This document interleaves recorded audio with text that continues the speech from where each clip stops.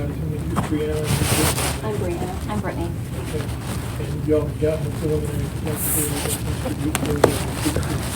Yes. Are these folks going to be witnesses? Yes. Everybody come on up.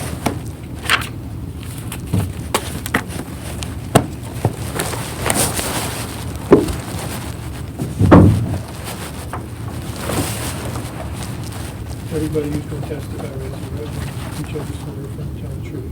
Yes. Yes. So, which of you two ladies had a relationship with this individual? I did. Brittany. So let me start with yours. Tell me what's happened to cause you to seek the preliminary protective order against Mr. Woodward. This guy had become controlling, threatening, name-calling. There was no threat that was taking place. Well, you certainly will have a chance to testify if you dispute the testimony. But don't object just because you don't agree with it. Okay, if you got a legal objection, that's one thing. But There's no proof for it. Absolutely no proof. I'm the only one with images of things thrown at me. Well, I'm going to let her testify. Okay, of course, whether she condemns the facts or not, you'll have a chance to cross-examine her, and then you'll have a chance to testify. Okay. Just because you disagree with her testimony doesn't constitute a legal objection. Okay. So, when did the relationship start? We dated for about a year. So tell me what the start date was. Approximately, let's see, maybe September 2000 and...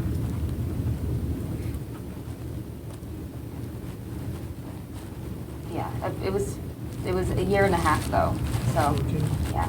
And then did there come a point in time when y'all sought to end the relationship? Yes. So it progressively got worse. In November, I suggested to Scott that he seek mental health. I suggested that he go... November, is that 2015? 2015, I'm sorry. Yes. I suggested a psychiatrist because I said, we're not making any progress. We're not moving forward. I said, I don't know what else to do. You feel like you're doing everything, right, that you know how to do. I feel the same way. So I suggested, the only thing I could think of was, couples therapy. It's the only thing I could think of. I suggested that, I told him I really cared about him. I was seeing some patterns of behavior that were threatening, that were controlling, obsessive, but very kind. I said, I care very much about you. I kindly suggested that he seek medical help. He then went and told me that he was seeing a mental health professional. I asked him who it was, and he sent me who it was, and I noticed that it was not it wasn't a psychiatrist, so I suggested that he go see a psychiatrist. Out of friendship, I suggested this, and he promises that he will go see a psychiatrist. He sent me the receipt of the mental health professional that he was seeing. I told him that I didn't want, shortly after this, I told him I didn't trust him. I wanted to take a break. I didn't want to contact each other, and that I would contact him when and if I was ready. And he was good about it during that time. He did send me a few texts despite the fact that I asked him not to.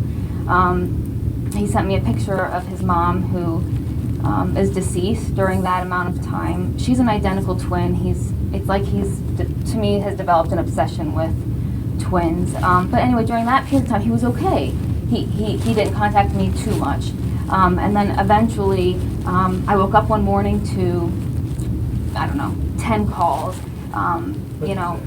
That was December 14th, 2015.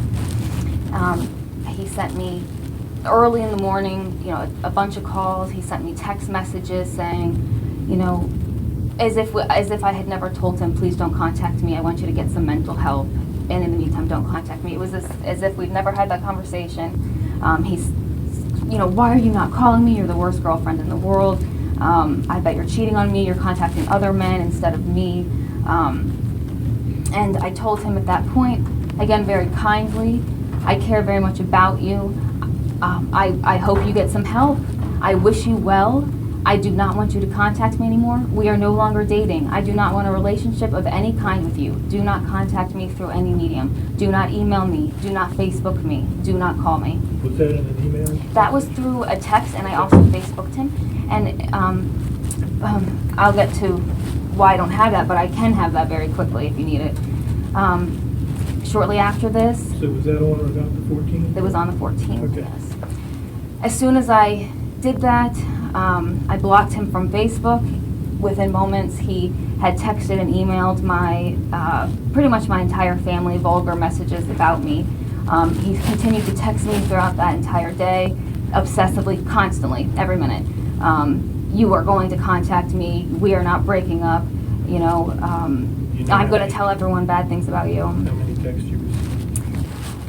That day, I would say probably my phone's sitting over in Captain Greiser's storage tin can because Scott hacked into it. So I can go get it if you need it, but I'm going to have to guess here. I would say maybe... Objection. I did not hack into the phone. That's a blatant lie. That is a blatant lie. I would guess maybe 35. Okay. So, because he then called me obsessively, and I can show you proof of that. Gosh, I don't know, maybe 30 times in a row.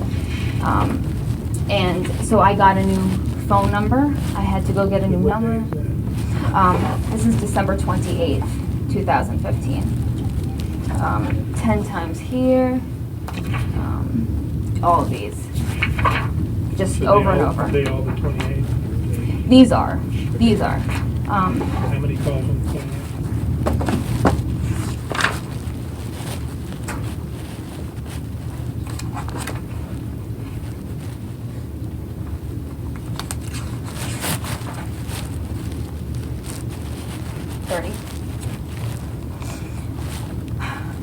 And so, Did you actually speak to him or just? Never.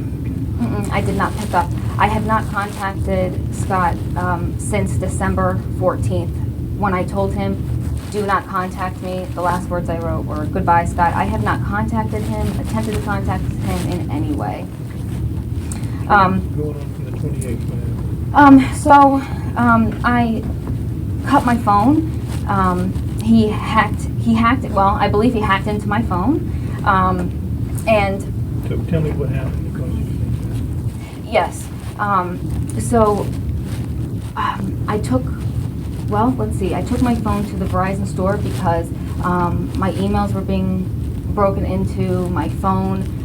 I couldn't turn off certain features, and he's very tech savvy. It's what he does for a living. And anyway, Verizon told me, and I have a handwritten note from the person, we also called Verizon fraud, that it looked like someone had turned off the mobile network's feature so that they could hack in. And how I know it was Scott was because he obsessively called my phone like I just showed you, and one time he left a voicemail message from this number, and he said it was him, and I have that message. And so Which number? I'm sorry, I think I did leave something out. When he started calling me obsessively, writing disgusting, vulgar messages to all my family, I'm sorry, we all blocked him. And that was on, I think, the 15th, December 15th, 2015. We all went to Verizon and blocked his number from our phone so that the constant calls and texts would stop. When we blocked his regular number, it was a 720 number. When we blocked him, he went and got a different phone so he could continue to contact us all. And that's the 303 number that I just showed you. And how we know it's him is because he left us a voicemail message. He left my mom a voicemail message saying it was him from this number, and I have that recording. What's that? That number is 303-731-5069. So you left the voicemail for your mom and used that from that number? Yes, it was a message directed, to me for our whole family, but it was on my mom's phone. And did you hear the message? Yes, I have it. Did it sound like his voice to you? Yes. All So what happened after that? Well, in the message, he says, you need to have Brittany call me. I'm going to ruin Brittany and Briana's lives. I'm coming for their jobs. Briana filed a fake rape report against me. You know, I'm coming after them. Basically, you better have Brittany call me. I can play it. I have a couple from him. Go ahead and play it.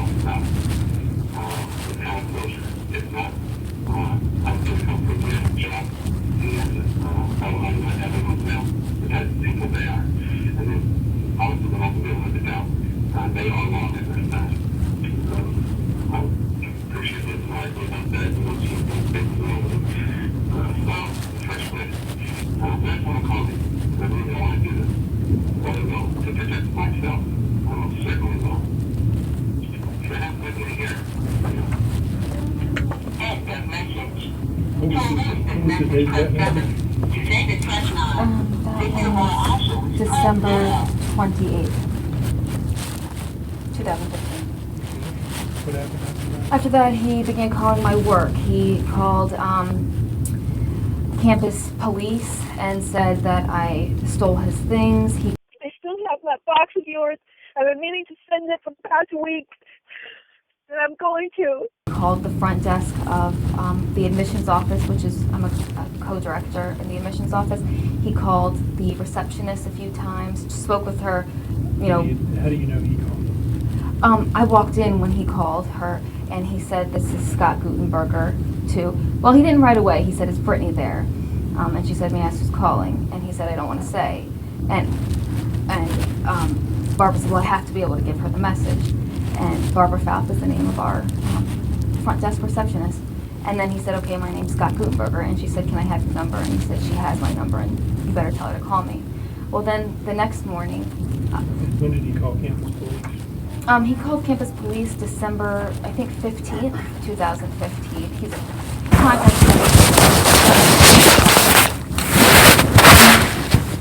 He called my work again. He called my office. He left a voicemail message on my office phone. He left another voicemail message for Barbara saying this message is for Brittany. I actually have that one too. For that one too. He was calling everyone at my work. He is obsessed with Sweetbriar. He always said I gave Sweetbriar more attention to him. I like the color choice that he chose today, pink and green. He has been obsessively contacting people from Sweetbriar to have them give us messages from him.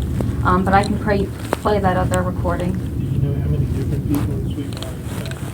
I have had, I think, 20 total contact me to tell me his messages for him, including the president of Sweetbriar College, including general counsel of Sweetbriar College, including my boss here, Stephen Mate, chief officer of the admissions office. I've had countless alumni call me in my office and tell me that, you know, all the videos and photos and messages, disgusting messages that he's posting about me and my twin sister and our family. So, you know, 20, 30 more Directly said something. who have directly called But to tell thousands me. of views all over the internet. Keep going. Do you want me to play that other message or no? Is there, tell me what's on it. Let's see, the one where he calls Barb, he says that Brittany needs to call me. I have been in touch with people from Sweetbriar who think that Brittany and Briana have provocative images. They agree with me, and we're going to remove the Deane twins. Make sure you tell her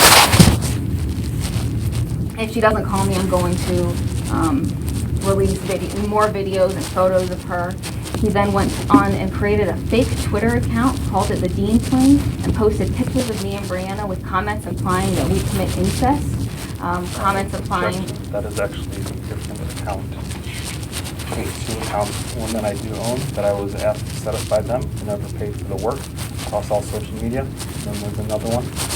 If she's talking about the other one, the parody Deane Twins, I have nothing to do with that. I don't have a Twitter account, so I can show you. He implies that we've committed incest. So I guess I couldn't tell if he That's the said... parody account.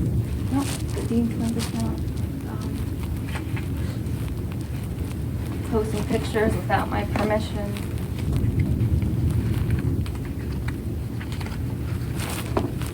And videos with my voice.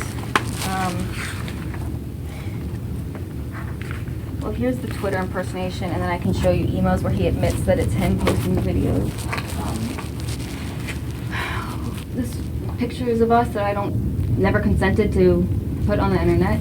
We are 2 spoiled bitches who lie to get what we want. We act Mormon, but are far from it.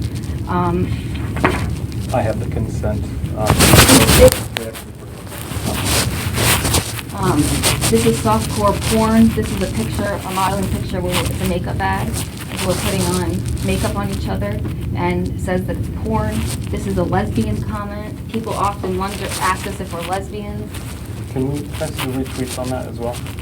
Because either those pictures were posted by them when we were going through the setup, or those are from the parody account which someone else is posting on.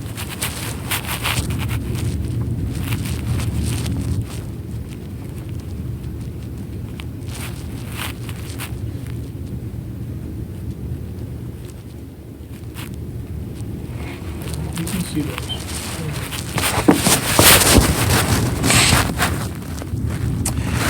These are retweets from the fake news account. No more about the fake news kind of account. Ridiculous. Okay, so tell me why you think these are coming from there. He wrote me on January 14th, which is the day he was served with one of the preliminary hearing orders. He told me it was him posting the videos under alias name. He did the same thing on YouTube. He created a Deane Twins, and he admits to that as well. So he sent me this email. The subject is Scott Gutenberger. It's from Jep Nedson. That's one of the aliases he's been using to post recordings and videos and messages about us. He tells me it's him, and then he also, and that I need to call him, better call me, and then he includes a Facebook message between himself and this other identical twin that he's obsessed that I was cheating on him with, his doctor named Matt Heller.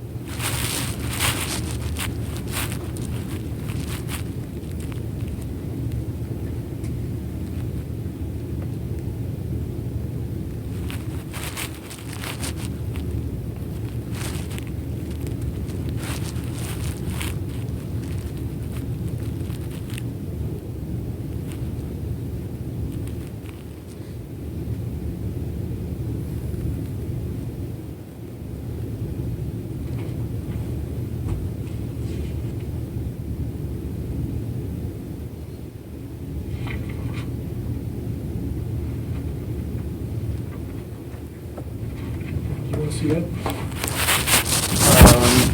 Sure.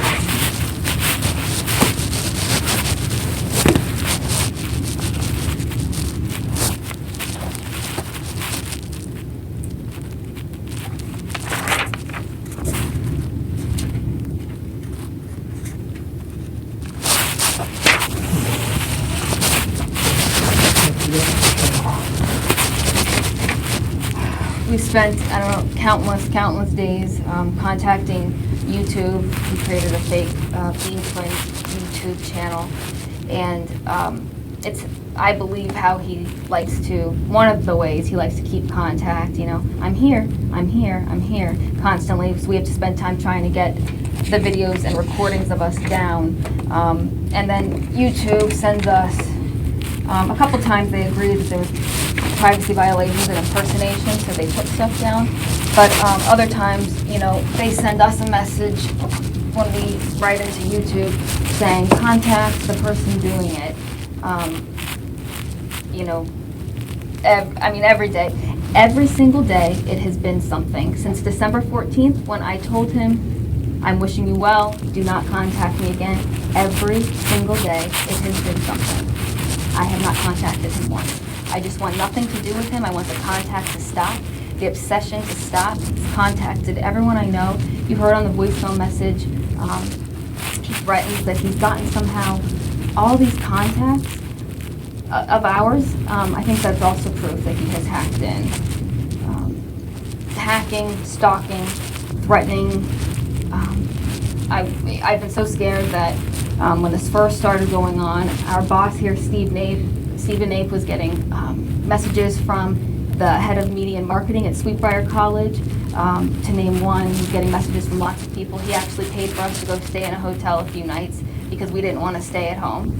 And then finally our dad was able to get there, so we didn't have to keep staying in a hotel. And our dad was staying with us ever since. He also says in here, and I would like you to ask him how he knows this or why he believes this. In one of the messages where he posts videos and recordings of us, he says, Brittany and Briana Deane are mad that people at Sweetbriar are threatening their chance to buy a cottage on campus. And I would like to know how he knows that or why he believes that. Can we please ask him who told him that? Well, if he told me. testifies, you'll have a chance to ask him. Okay. Yeah, so he knows, you know, all kinds of things. I'm not sure who from Sweetbriar. He's constantly telling me he's in contact with people from Sweetbriar, feeding him information. But sentences such as, I'm meeting with teams to remove the Deane twins are very scary. And so why were you afraid to stay at your own place? Because of comments like that. It was comments that basically, if I can't have you, no one will. And to me, that's very scary. I know he knows, you know, where we live. He knows we live on campus. He's visited me one time at Sweetbriar, just once, but I know he knows, you know, where we live. I didn't want to stay there when he was so angry, posting recordings of us, pictures of us without our consent, threatening messages, emailing everyone, texting everyone that we knew, vulgar, threatening messages. Like this one individual that you just saw, the message with them, it was between Dr. Matt Keller and himself. He was upset that I was cheating on him with this man named Matt Keller, who is also an identical twin. I don't think it's relevant, but I wasn't. But he sent not only a message to Matt Keller that day, but he went on and sent him another message. Let me see what date that was, and I have it. Let's see.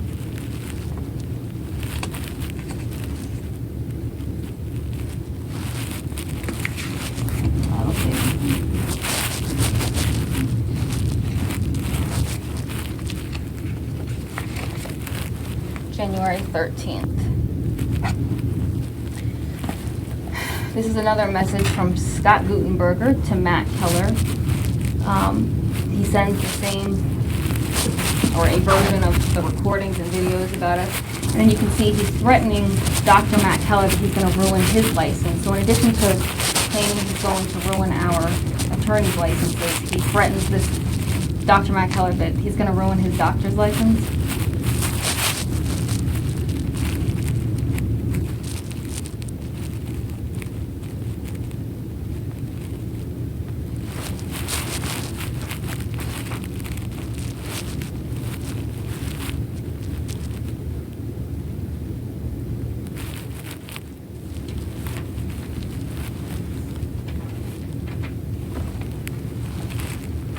see that?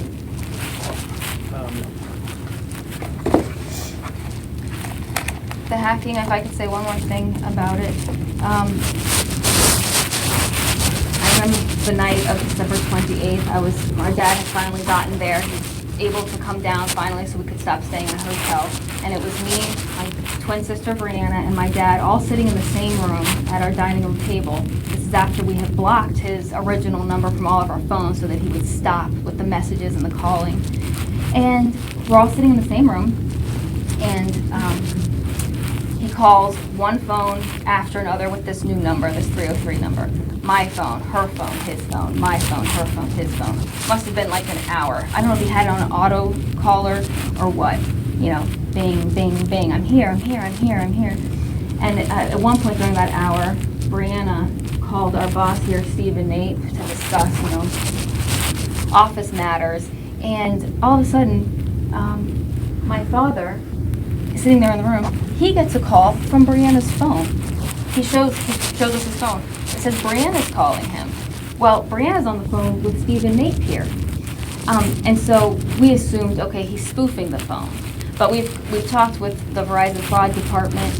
He didn't spoof the phone. The fraud department of Verizon told us, no, he actually hacked into the phone. It wasn't regular spoofing. They did trace it. And then 2 days later, the exact same thing happened, but except it wasn't Briana's phone calling my dad.